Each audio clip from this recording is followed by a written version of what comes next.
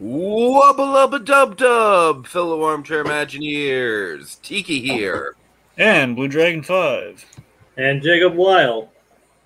Or is it actually Tiki, Jacob, and Dragon?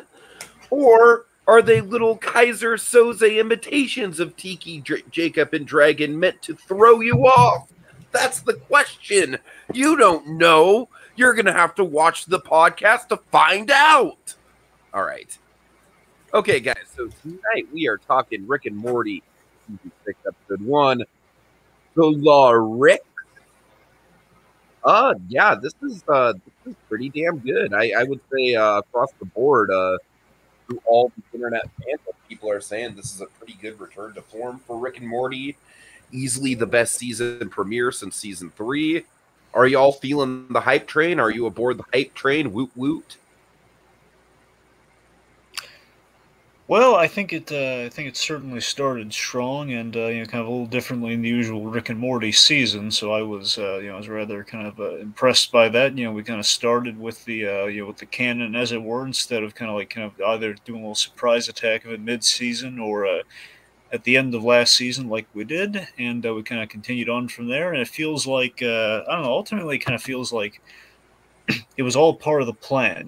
Just like, hey, we're gonna lull people into the sense of this false sense of security of like, okay, after season 3, we just can kind of spin our wheels a bit and just kind of a little on and off, and like occasionally we'll dip into some plot, but overall we'll just be like, it's kind of like going through the motions, like more Rick and Morty, the occasional talk, kind of episode of note.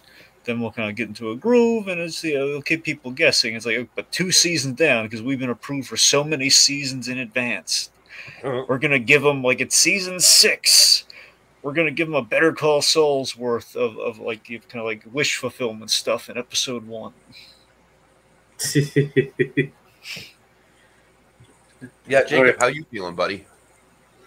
I will say I definitely do like that. I definitely do like this episode.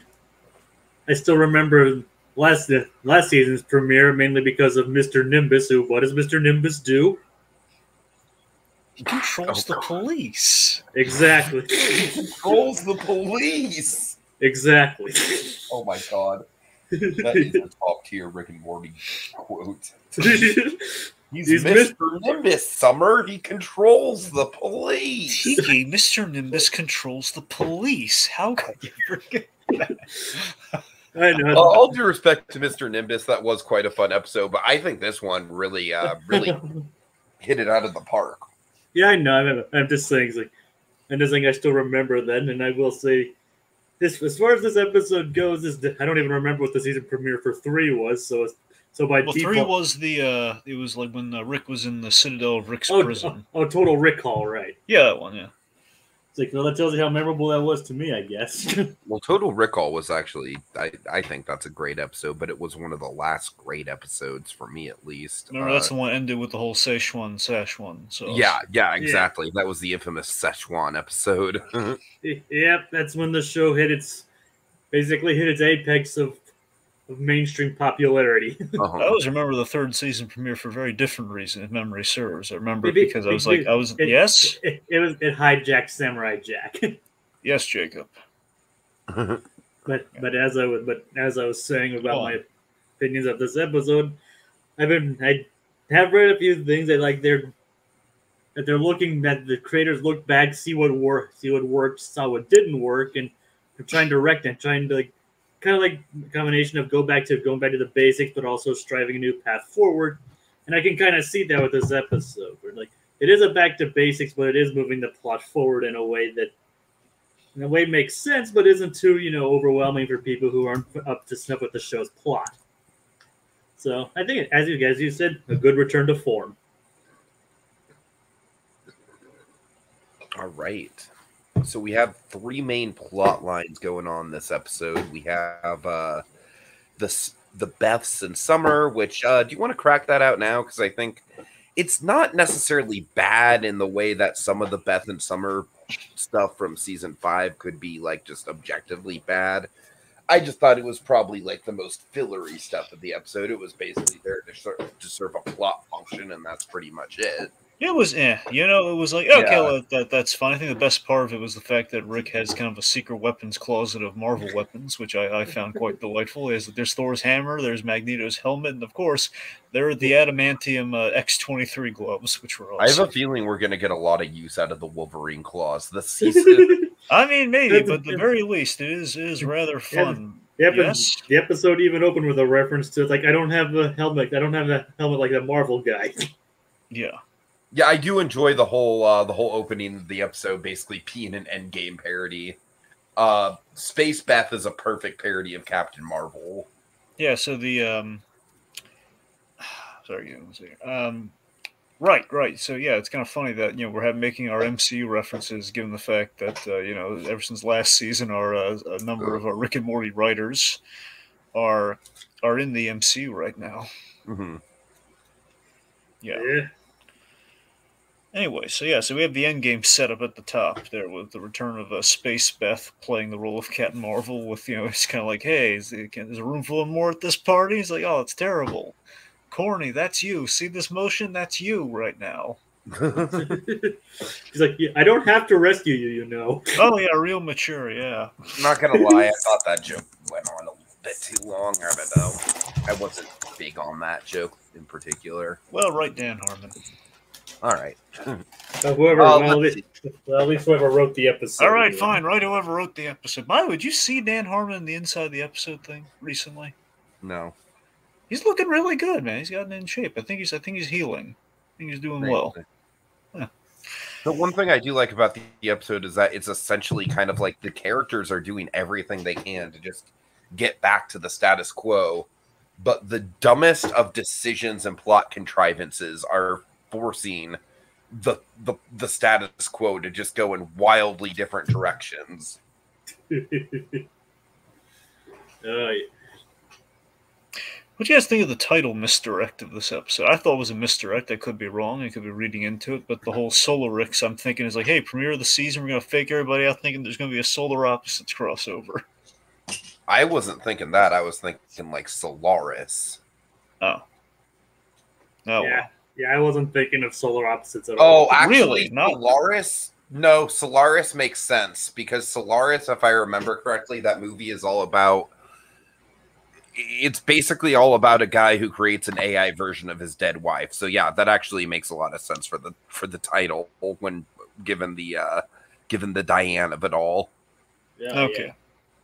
Yeah, that makes sense. I guess if they actually do a crossover, it'll be the Solar Operix. Most likely. Yeah. Anyway, so here's the thing. So last season, if I read the end of last season correctly and how it correlates to this season, I could be wrong here because there's some kind of heady sci-fi stuff going on here, and they're kind of playing on that. So I believe the idea is that at the end of last season, Evil Morty, he basically destroyed the walls between the multiverse, which basically put a big kink in as a screw you to Rick on his portal tech, which means I believe that unless that reset had gone accordingly, he would not be able to use his portal technology. The only portals that are probably going to work are the gold portals. Or as Rick basically put it, like, oh, well, please, he just basically said an evil monologue, then stormed off in a tantrum. Exactly. So basically, it seems that the only way we're going to portal is if we do like the really risky kind of 1,000,000-to-1 shot through the wormhole, which I assume is kind of a way this season, perhaps. And again, they could just underwrite this like an episode 2 for now. Who knows? Could be that we're taking portals off the table for a bit. Yeah, I'm really into this for sure. I think what this might do is it might place more of an emphasis on the dimension that they ultimately do end up on by the end of the episode, and kind of like have most of the season just stay within that one dimension, if that makes sense. I mean, it's possible. That's the thing. I'm just wondering if they're going to if we're going to take, because again, the portals have been an icon for the show for like the longest time. So again, kind of getting rid of the green portal. Again, I have to assume it's going to come back at some point, but yeah, I mean that'd be interesting kind of status quo shift for the season. Like, yeah, we're not doing things as stringently as we have for God knows, like kind of Rick's get out of jail free card. You mean the dimension where everybody pronounces the cheese Parmesan. Yes, Parmesan. Oh God. We all like Parmesan cheese, don't we? Yes. You know what that reminded me of? That reminded me of the gag from one of the early Futurama episodes with Zap Brannigan. Yeah. Would you like another glass of champagne? It's called champagne. Oh God! Just I will always remember Billy West's. Oh God! Which one? Him as Zap Brannigan or him as Fry? Him as Zap Brannigan doing the oh God when he realizes he's been mispronouncing champagne. So that's the one that's one in the first season where he goes on his first date with. Yes, it's a very early episode. Yeah. Right, that one. Like, oh, he basically plays like all throughout the date, he's like very cocky and like, "Hey, Leela, I've got a lot of fancy champagne." Hey, Leela, would you like to try some champagne? And then just finally, like, she doesn't even like blow him down in a nasty way at all. She's just like, actually, Zap, it's pronounced champagne. Oh God! You're getting GIF. I've been getting it wrong for so many years. Oh, good old Billy West. Yes. Anywho, let's see. Where was all right.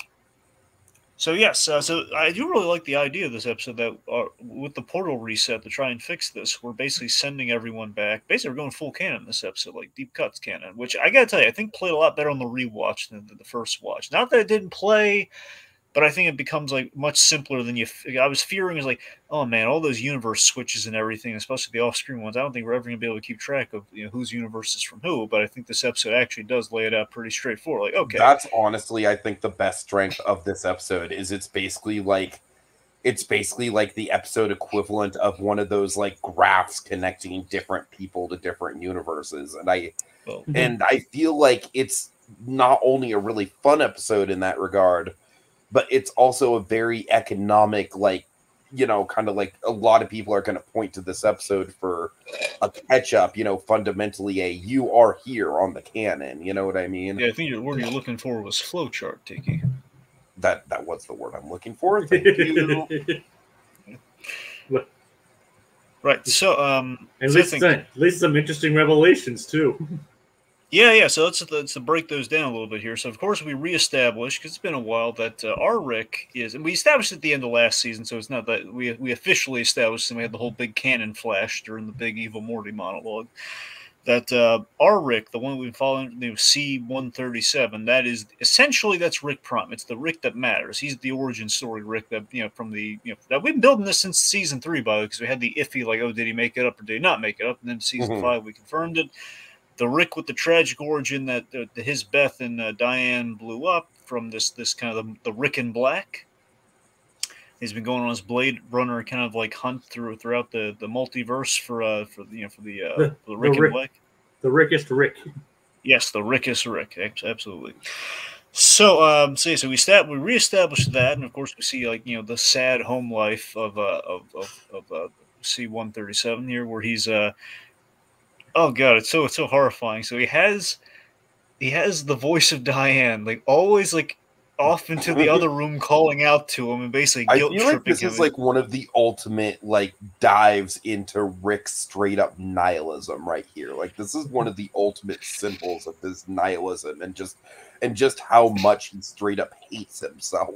I really love how twisted it is. I mean, he straight up says this is like, you're just a disembodied voice I created to torture myself. Right, right. I love that he's gone through every... it's hard on sleeve, man. It's pretty upfront. My favorite detail in this is the fact that, Rick, he's not being snarky to her until she she slips up once and basically says, acts like she's the real one. But, but until that, though, he's very much like, yes, dear, and he's not, he's not fighting back with any take that, because he wants this punishment, it's kind of the state, yeah. He thinks he deserves it. It's the masochist in him, one could say. Yeah, he absolutely deserves this, and he's guilt tripping. He's like, okay, well, it's a kind of win-win scenario. Either I die doing the sacrificial thing, or it's just or it helps in the grand scheme, but not really at all. But then we also come to find out he straight up pulled a WandaVision. My theory is not just on the town, but on maybe the whole goddamn planet, for all we know. For all we know, I'm thinking it's just the neighborhood myself, but who knows? But we have no way to know, though. Well, if he did, then he killed the whole planet, it seems. That's what I'm saying. Switch. It's the idea that he basically... Honestly, though, Dragon, would you put that past Rick? I mean, I guess not. Like blackout drunk Rick, to the point where our Rick now is surprised by how blackout drunk he was. And we have established in that Vindicators episode, when Rick drinks, he... exactly. Yeah. So with that in mind, it is very... Even in that episode, he was like, "Whoa, did I do that?" Yeah, it's the fact that it's like, okay, these guys are causing a loop for his own self. I think it's very possible that entire fucking planet is just caught in a time loop. Well, again, just for the whole day. Yeah, but they still age in real time. Yes, absolutely. Yeah, so it's that is a sequel to Groundhog Day that I want. Like, Bill Murray gets caught back up in the time loop, and at first he's like, "I can do this. I've been through this before," but then he realizes, like, "Oh no, I'm older, and I'm spending it. And I'm getting older as the days are going by." Michel Gondry should direct that. Anyways, that's a terrible premise. Gondry should direct that. Okay. Anyway, let's see. Point being, yes, it's quite horrifying the fact that the bodies are begging for death. And he actually does provide a mercy kill to the old guy. Well, to everybody. So, yeah. All right, let's see. So then we have some Morty. We have two very we have one with Morty. We revisit. By the way, when we do the reset, I love the fact we call out like the whole like vanish time. Like, oh, it's so immediate. We can only say so much, but no, we're actually here. We actually explain quite a lot. Mm-hmm. So, and this is the Cronenberg universe. Yeah. So we revisit the Cronenberg universe. Which, Tiki, remind, was that the first season we did the Cronenberg thing? Yes. Yeah, season 1 was Cronenberg. Yeah, yeah. Like, so I was watching this. I was watching this episode, and I was like no, that's the universe that got Cronenberg. Exactly. Yes. And then I thought to myself, I never thought I'd use Cronenberg as a verb. Yep, got Cronenberg. What that show will do to you. Yep. So yeah, so we checked in with this universe when I believe we were fixing the I think we checked in. Dragon. I believe it's time for a Jerry Watch 2022. Well, I was going to build to it a little bit, but yeah. Okay, Dragon. Jerry is actually badass now and has a ton of character development. What do you think? Does badass Cronenberg universe Jerry redeem him at all? Yes, but then he dies. I know. That is kind of a shame. Like, I feel like I feel like it's a case of like the character, the main villain kills the character. Just it kind of reminded me of Killmonger and Claw. You know what I mean? It's like, yeah, sure. Okay, we have to have the moment where it's like, okay, this guy really means business, but it's a shame. Were you guys fooled for a second into thinking that this Jerry was going to be the main villain for just a minute? Not the main villain, but I did think they were going to team up until that next slice happened. I was like, what the heck is going to happen? Yeah. Like I mean, don't be wrong. I don't have the severe dislike toward Jerry that Dragon does. But like I said, even I felt bad for this version of Jerry. Like, oh yeah, like I wish this Jerry did kind of have more screen time. Yeah, so that's I genuinely think this might be the best Jerry episode in the whole series. Well, it's not really a hard thing to do. Let's be honest. No, it's not. But I'm just just as far as like this is like the ultimate. Like if you think about this, Jerry is like the most. Like, he started out as the most pathetic, schlubby version of Jerry that we've seen on the show, the season 1 Jerry. He's season 1 Jerry, yes. Right. And so, yeah, to have that arc, that is very, very, for me, the only reason why I'm okay with him dying is because I feel like him dying just puts a nice little bow on the Cronenberg saga, and we can kind of move on from that.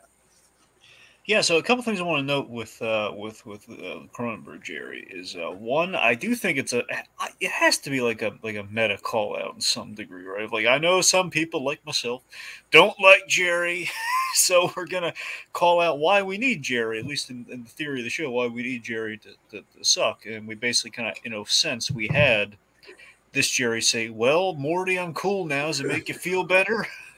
Right. It's kind of telling when he even tells off Morty, and Morty kind of agrees with him. That's the thing. So Go ahead. So with that, I love that the arc with Jerry in this, at least the Cronenberg version, seems to be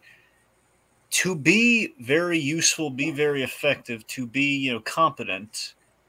It cost him having to lose everything like Rick did. So he literally became Rick and losing everything, but he became much smarter and more well-equipped. So that's the cost of being competent in the Rick and Morty universe. You got to lose everything. Mm-hmm. It's like Rick was right.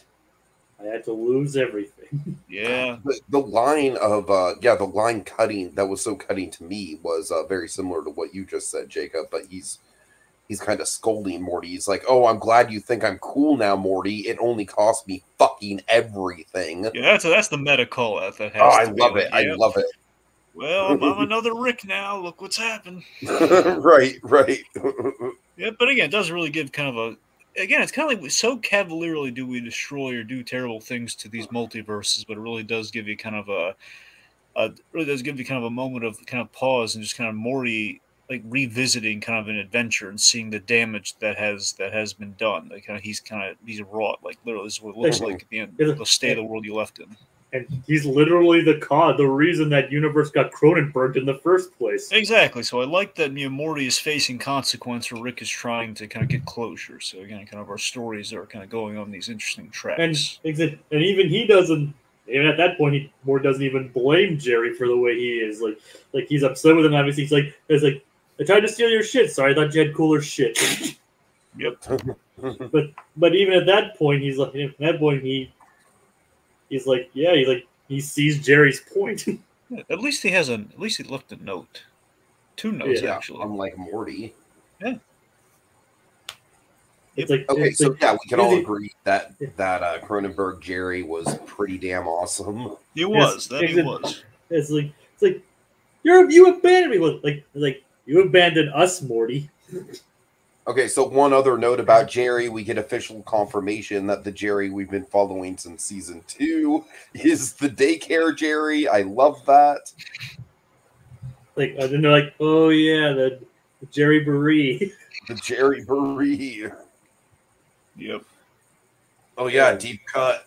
It's very fun. A lot of fourth walls. I also love how the show is embracing more and more the whole like Dragon. You know what it kind of reminds me of. It's kind of like the show has written like the Stan Lee style fourth wall breaks into the writing of the dialogue, where it's like, remember, true believers, this happened in season 2. You know what I mean? Yeah, it's the note to the editor, which we did have at the end of last season. Right. Like Rick is kind of popping up as a Stan Lee Rick. Just the way that the characters themselves are referring to the seasons, and yet somehow it makes perfect sense within the context of the fabric of the story. You know what I don't get? I just want to call, just for a moment, I want to rant on HBO Max. Oh, God. This is ridiculous to me. That's still, so let me get this right. Primal premieres on Adult Swim, and then the next day it'll be on HBO Max. However, Rick and Morty, still historically, we have all the past seasons, but when the new season airs, we don't add it to HBO Max. You gotta wait. Dragon, I'm just gonna, like, I don't mean to, like, by all means, if having HBO Max works for you, that's fine. But for me personally, I have just, like, I've just canceled my subscription since all. Well, Tiki, again, it's not really you really cancel. It's the fact that you kind of gummed it up and you figured you weren't going to renew it, though. So it's not exactly the same thing. Okay, fine. I didn't renew it. All right. I'm just saying, don't feel high and mighty. I decided not to get HBO Max. I'm not going to lie. I do feel a very, very, very undeserved sense of self entitlement by flying down to Florida and not touching Disney. Good for you, Tiki. I know, Good. right? No, it's a very sarcastic. It's a very first world. Good for you. Okay. It is a very first world, like, haha, I'm going on a Florida trip and I'm not doing Disney at all. See, to Suck me, that's it, an insult. mouse! Yeah. Anyways. To me, that's an insult. I watched mine through Hulu. Honestly, I have nothing against Hulu. Like, honestly, as far as animation goes, Hulu and Disney Plus, I have nothing against them. Yeah, Anyways. I even paid for HBO Max through Hulu anyway. So Exactly. Yes. So regardless. Okay. All right. Let's see. So, okay. Let's see. So we have the Diane thing. All right. So yes. So the other reveal with Morty, we should talk about it. We did establish here is that Morty. So apparently, Rick, the C-137 Rick Prime, if you will. The reason he's been in the show since the beginning. We gave a reason why he's been in the show since the beginning. Why he's been hanging out with Morty. And why he's been protective of our Morty. One could argue this whole time. Morty's Rick never showed up because he was the Rickest Rick. He was the Rick in Black the whole time.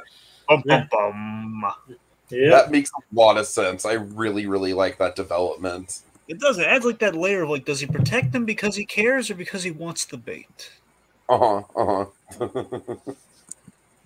we do establish though the Rick that left his Morty really doesn't care, So maybe there's like he never would have come back for him. Who knows? I really like Rick Prime as far as I really like a villain who's both intimidating and really funny at the same time. And I feel like with Rick Prime, we're getting exactly that. Well, again, I don't know. That's the thing. I don't really know. We haven't really given this guy a good, at least as far as I know, we haven't really given this guy an actual label. I think it's just Rick in Black or Rickest Rick. I guess the fan base has been calling him Rick Prime. So that's it makes sense because he did approach the C-137 one about everything, so it seems like he would have known. So he probably was Rick Prime. And in the series itself, he's called the Rickest Rick. That's the thing. So it makes me think, he probably is Rick Prime. Now you mention it, Tiki. Yeah. So I don't know. I just thought that whole elaborate bit with him in the tube and just like, oh, is that me? Am I Kaiser Soze myself? You don't know? Is this a Saw thing? A Saw thing? Maybe. Who knows? Well, the answer is yes. That was both cracking me up and was a really genius diversion at the same time. It actually was Kaiser Soze. Look at him dance! Look at him go! Dragon, we basically gotta look at him go! Mm-hmm. And at the end, when he was confronting Cronenberg Jerry, it's like, sorry, I had my pants off to fuck with a guy. It was him. He had the limp. Oh my god. Yeah. Let's see. So Space Beth is going to be sticking around. Are we excited for more Space Beth, or are we kind of apathetic on Space Beth? Here's the thing. This episode, I like Space Beth more than regular Beth, but that's the thing, though. I don't know what that's really saying about our Beths. The one thing I will say with Space Beth is I don't want every episode to just be like, hey, my space mom is cooler than my regular mom, and then domesticated Beth being insecure. Like, I feel like that's going to be a premise that could potentially wear thin really quick if we start doing it in too many episodes. I really want to see Space Beth care for her kids. That's what I want to see happen. That's the only thing that's going to really validate that whole thing for me. But what if she could be like the evolved Rick, perhaps? I don't. We'll see. Let's see we did a really funny gag where Beth was just trying to be cool and tried shooting one of the alien attackers. And just failed miserably. It was like that. It was like that Star Wars. It was like the Robot Chicken Star Wars gag with Gary the Stormtrooper, where he tries to put an Ewok out of his misery. It just was horrific. Basically, instead of putting it out of its misery, just gave it more misery. Yes, absolutely. So yeah, let's see. We do that and. So our ending of the episode. So, by the way, I don't know what would you the space base that Rick Prime's at. How cool and heady was that place? Yeah, like all the great perspective shots where it's like I really like it. Yeah, very well orchestrated. Like Rick Press. There's a reason why he's the Rickish Rick. He knows what he's doing. And he does. So then we get yet another just fucking massive status quo shift done from the stupidest plot development. It's another Mister. There's always a Mister. Oh my god, I love it. And it's another Mister voiced by Justin Rowland, who's seemingly innocent. Mr. Frundles. Oh my god, I love fucking Mr. Frundles. Hi, I'm Mr. Frundles. Mr. Frundles is as adorable as he is existentially terrifying. He's got like a little vampire tooth, and it's funny. In the same episode, we have an excellent Jerry, and then we have, I believe, season 2 Jerry, which is like, oh god, how awful. We have a season 2. We have a season 2 Jerry amidst like like the encumbering. Remember, when did the divorce happen? Was that 3? 3, yeah, I think the end of 3. Okay, so the end of 3. Well, wait, wasn't it like in the middle, like the top of 3? Oh yeah, I think you're right. It was the top. Yeah, of 3. Top of 3, and I guess the end of 2 is anyway. Regardless, fact is, we have like a Jerry who's just really he's on the precipice. He's like an idiot. He lets out Mr. Frundles, which then he gets bitten, and then Mr. Frundles goes well. So apparently, Mr. Frundles. Well, technically, Mr. Frundles escaped. Jerry didn't actually let him out. Are you sure about that? Because it seemed like he was holding the case and he put it down. And maybe he didn't. Are you sure it wasn't him? It's like, well, at least he didn't do it on purpose. Well, he never did anything on purpose. He's a moron. I just love how with the Mr. Frundles thing, it was like the Cronenberg situation, except on max speed. Yes, which is really terrifying. Just the fact that it happened, like in less than 5 minutes, the entire planet was just literally like the way that the ground and the soil itself starts eating itself. Yeah, planet Frundles. Oh my god! I wonder if it would spread to the universe. Like, do you think the planet would become sentient, like move other, like eat the moon and then the other planets? Well, maybe if the other planets got close enough and it just expanded in mass. Oh man, that's what I'm saying. It's like a literally kind of vampire of it's sorts. Like what if that is how the universe goes? Just some sort of existential, freakish alien virus. Like Mr. Frundles. It's basically, god. It's actually pretty similar to the whole gray goo concept. You'll have to look it up later. All right. Futurama actually did an episode based on that. Right. So the image of the whole family burying other versions of themselves, like fucking chilling, and I love the full circle symmetry of that, and I feel like that's a great indicator of where the status quo is at this point. Yep, it's Cronenberg all over again. But this time, everyone's in on it. Yep. It's like, you've done this before? Mm-hmm. Yeah. We've already gone over a tag here where, like the worst Rick, there's almost a team up, and he has a healing factor, apparently, which I'm sure is going to come in handy. Mm-hmm.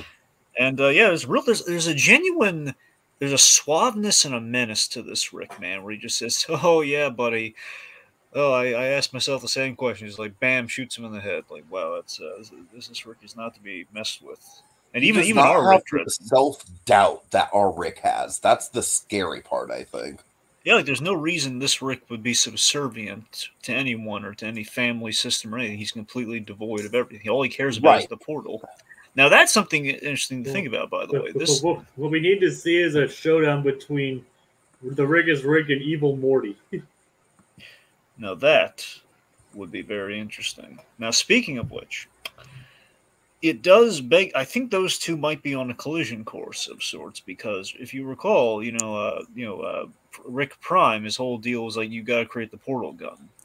And if the portals have been taken off the table, I think that gives him a reason to maybe be hunting down Evil Morty to get portals back, perhaps, assuming we stick to that plot line.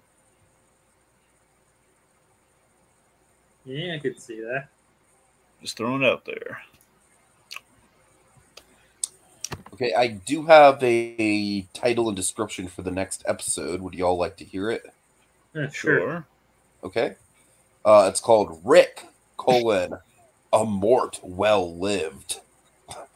The Premise is Morty is trapped and Rick needs to save him. But to do so, Summer must do a Die Hard. This won't be easy because she's never seen Die Hard. Okay, this sounds like a lot of fun. I saw a bit of this in the trailer. The whole Summers do a Die Hard. I've never done a Die Hard. Yeah. And then she, the trailer had her like land on the island and explode. She's like, it's disgusting. Like, it actually tastes good. It's disgusting that it tastes good.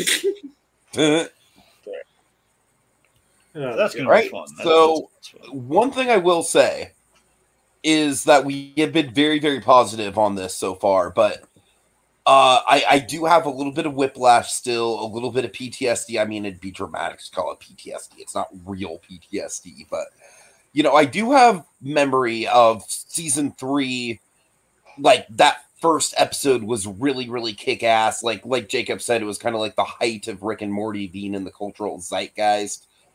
And then, frankly, all of season 3 after that just kind of went downhill, and especially season 3, episode 2, being that Mad Max parody, which wasn't a terrible episode, but just was a very, very, very, like, Dragon, Squidward would just quiver in his seat with how mediocre that episode was. But remember, it did pick up. Then we had like the 2 big episodes of season 3, though. But it took a while to get there. Well, we have Pickle Rick, but that's a whole different story. That's what I'm saying. My point being, you had stuff like the Citadel episode. Yeah. And you had like then the Toxic Morty and Rick episode. Those 2 back to back, which is really good. I'm saying those 2, but anyways. I'm saying there might be peaks and valleys. That's all I'm saying. Well, season 5 was mostly just valleys. Right. So my hope is that season 6 is going to be all peaks, baby, all peaks. 100 years of peaks, Rick and Morty. You mean, so basically a plateau. Yeah, essentially. It's all plateau, man. Yeah. If it's all peaks and plains and plateaus. If it's all a peak, that means it's just essentially a plateau at that point. Okay. Geography. Yeah. All right. On that note, have a good night, everyone. See y'all later. That was enough time to explain everything.